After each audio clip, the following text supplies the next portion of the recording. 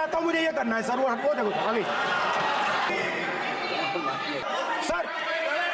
Sir photo दिखाना गलत नहीं है सर, परमिशन लेके पूछो। परमिशन नहीं है आपको सर, मैं ये फोटो दिखाना चाह रहा हूं, नियम के तहत मैं समझाना चाह रहा हूं। नियम के तहत परमिशन नहीं है माननीय। अच्छा सर, मैं ये फोटो समझाना चाह रहा हूं सर। इसमें ये जो बजट का जो हलवा है सर, ये बट रहा है, और इस फोटो में सर मुझे एक ओबीसी अफसर नहीं दिख रहा, एक आदिवासी अफसर नहीं दिख रहा, एक दलित अफसर नहीं दिख रहा है मुझे।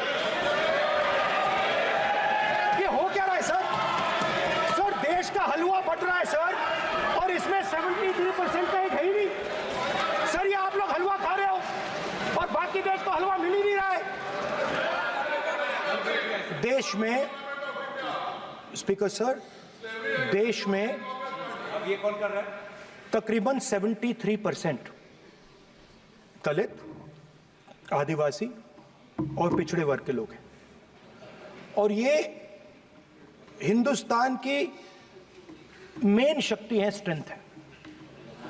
और सच्चाई है कि इनको कहीं भी जगह नहीं मिलती है।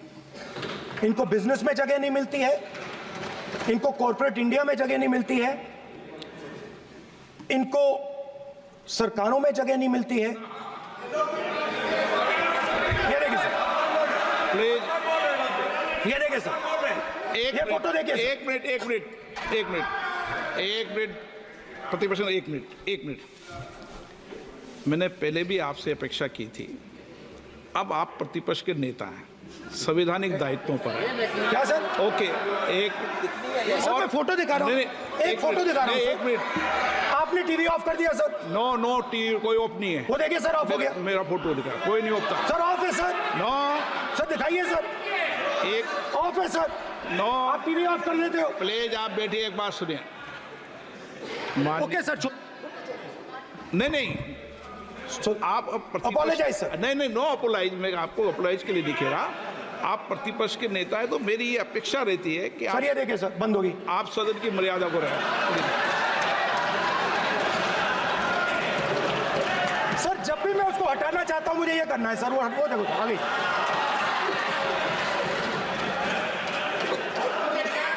क्या डर रहे हैं सर फोटो से? शिव जी के फोटो से डरते हैं सर, इस फोटो से डरते हैं। अभी पोस्टर नहीं आने दूंगा, गलत तरीका है, नहीं आने देंगे, पोस्टर नहीं लेना देंगे सदन में सर। फोटो गलत तरीका है। नो सर फोटो दिखाना गलत नहीं है सर। आपकी परमिशन लेके पूछो। परमिशन नहीं है आपको सर। मैं ये फोटो दिखाना चाह रहा हूं, नियम के तहत मैं समझाना चाह रहा हूं। नियम के तहत परमिशन नहीं है माननीय। अच्छा सर, मैं ये फोटो समझाना चाह रहा हूं सर। इसमें ये जो बजट का जो हलवा है सर, ये बट रहा है, और इस फोटो में सर मुझे एक ओबीसी अफसर नहीं दिख रहा, एक आदिवासी अफसर नहीं दिख रहा, एक दलित अफसर नहीं दिख रहा है मुझे। ये हो क्या रहा है सर? सर देश का हलवा बट रहा है सर, और इसमें 73% का एक है ही नहीं सर। ये आप लोग हलवा खा रहे हो और बाकी देश को हलवा मिल ही नहीं रहा है। ठीक है सर, 20 अफसरों ने बजट को तैयार किया, हमने पता लगाया है। 20 अफसर, शांत हो जाइए प्लीज सर। 20 अफसरों ने, उनके नाम मेरे पास है, अगर आप नाम चाहते मैं दे दूंगा। 20 अफसरों ने हिंदुस्तान का बजट तैयार किया है। मतलब हिंदुस्तान का जो हलवा है 20 लोगों ने बांटने का काम किया है। अब स्पीकर सर, उन 20 लोगों में से 90% लोगों में से सिर्फ 2 हैं, एक माइनॉरिटी और एक ओबीसी, और इस फोटो में एक भी नहीं है। मतलब फोटो में आपने पीछे कर दिया, फोटो में तो आने नहीं दिया आपने, कोई नहीं आ सकता। और मैं चाहता था कि बजट में जाति जनगणना की बात उठे, जो पूरा देश चाहता है। 90% हिंदुस्तान जाति, 95% जाति जनगणना चाहता है। कौन चाहते हैं? दलित चाहते हैं, आदिवासी चाहते हैं, पिछड़ा वर्ग चाहता है, गरीब जनरल कास्ट के लोग चाहते हैं, माइनॉरिटी चाहते हैं, सब चाहते हैं, क्योंकि सब लोगों को यह पता लगाना है कि हमारी भागीदारी कितनी है, हमारी हिस्सेदारी कितनी है। मगर सर मैं देख रहा हूं सर, सरकार हलवा बांटती जाती है, और बांटता कौन है?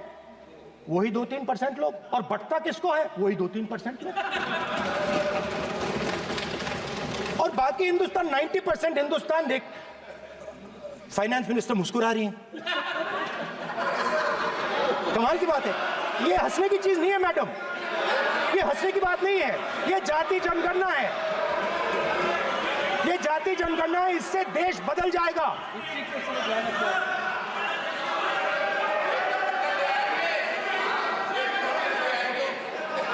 सर आपको सर ये जो कमल सर जो पद्मव्यूह वाले हैं, उसको चक्रव्यूह को पद्मव्यूह भी कहा जाता है। सर जो पद्मव्यूह वाले हैं, इनको गलतफहमी है। ये सोचते हैं कि देश के युवा, देश के पिछड़े लोग अभिमन्यु हैं। देश के पिछड़े लोग अभिमन्यु नहीं है, अर्जुन है। और वो जो आपका चक्रव्यूह है, उसको फोड़ के फेंक देंगे, फेंकने वाले हैं। पहला कदम इंडिया गठबंधन ने ले लिया, पहला कदम इंडिया गठबंधन ने ले लिया। आपके प्रधानमंत्री की कॉन्फिडेंस को हमने उड़ा दिया।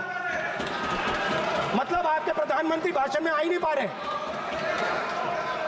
और मैं आपको एडवांस में बता देता हूं, मेरे भाषण में कभी नहीं आएंगे सर। अरे सर, इसमें क्या गलती है सर? एक बात बताइए,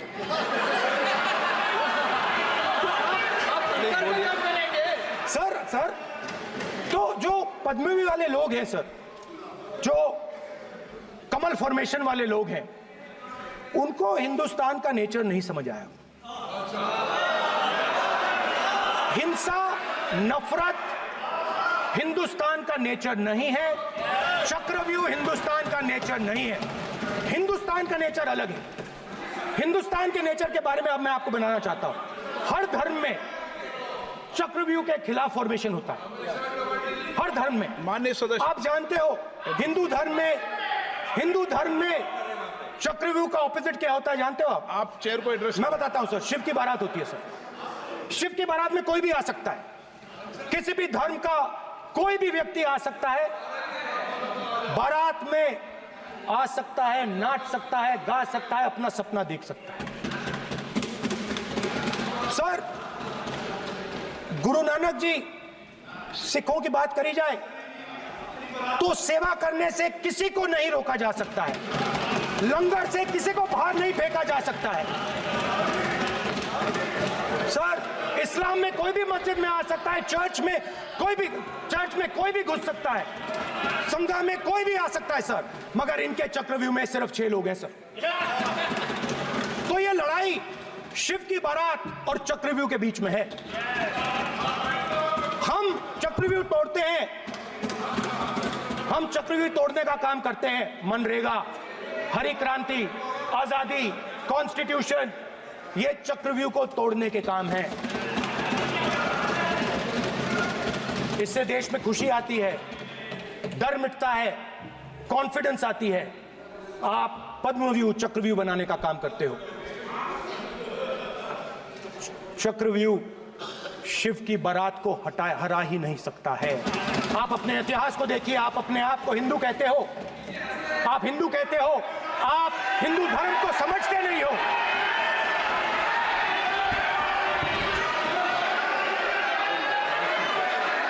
आप चक्रव्यूह बनाने वाले लोग हो। आपका हिंदू बोगस। स्पीकर सर, तो अंत में मैं ये कहना चाहता हूं, अब शांत हो जाए, खत्म कर रहा हूं सर, घबराइए मत, डरो मत।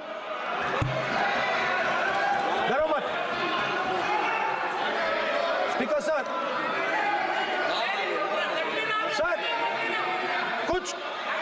कुछ महीने पहले सर, मैं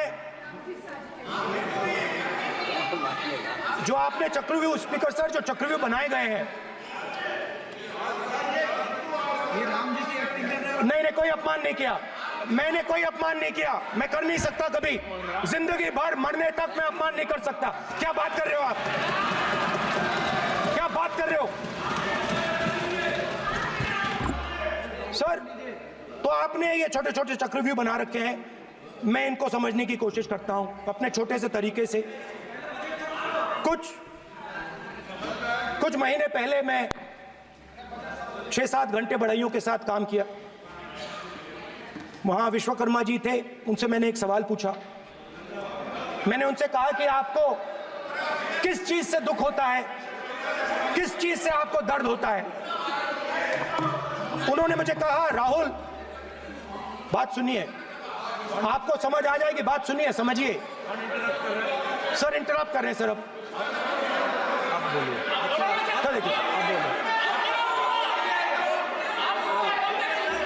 आप इतना इंटरप्ट करते हो सर, और बोलते हो बैठे बैठे।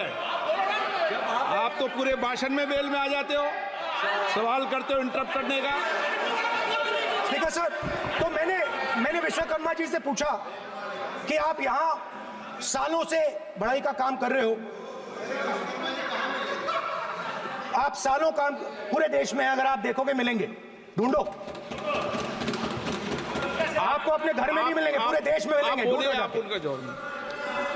तो मैंने उनसे पूछा, विश्वकर्मा जी आपको दर्द किस बात का होता है, दुख किस बात का होता है। तो उन्होंने कहा, राहुल मैं ये टेबल बना रहा हूं, मगर राहुल जी कहा, राहुल जी अब कहा वो मुझे अच्छा नहीं लगा, वो मुझे अच्छा नहीं लगा, मगर कहा सच्चाई है। तो उसने कहा, राहुल जी मुझे दुख इस बात का होता है, मुझे दुख इस बात का होता है कि मैं ये टेबल बनाता हूं, मगर जिस शोरूम में ये टेबल रखी जाती है उस शोरूम में मैं अंदर जा ही नहीं सकता। कुछ ही दिन पहले सुल्तानपुर के रास्ते पे मैं एक भाई के साथ, मोची भाई के साथ बैठा, उससे मैंने ये सवाल पूछा, आपको दुख किस बात का होता है। कहता है, राहुल जी मेरा सम्मान सिर्फ मेरे पिता ने किया था और किसी ने नहीं किया। तो मेरा कहना है सर, ये जो आपने चक्रव्यूह बनाया है, इस चक्रव्यूह से करोड़ों लोगों को नुकसान हो रहा है, दर्द पहुंच रहा है, और हम इस चक्रव्यूह को तोड़ने जा रहे हैं। और तोड़ने का सबसे बड़ा तरीका जिससे आप लोग डरते हो, कांपते हो, वो है जाति जनगणना। और जैसे मैंने कहा था कि इंडिया गठबंधन गारंटीड लीगल एमएसपी इस सदन में पास करेगी, वैसे ही मैं कह रहा हूं, आपको अच्छा लगे ना लगे, जाति जनगणना इस हाउस में, इस सदन में पास करके हम आपको दिखाएंगे।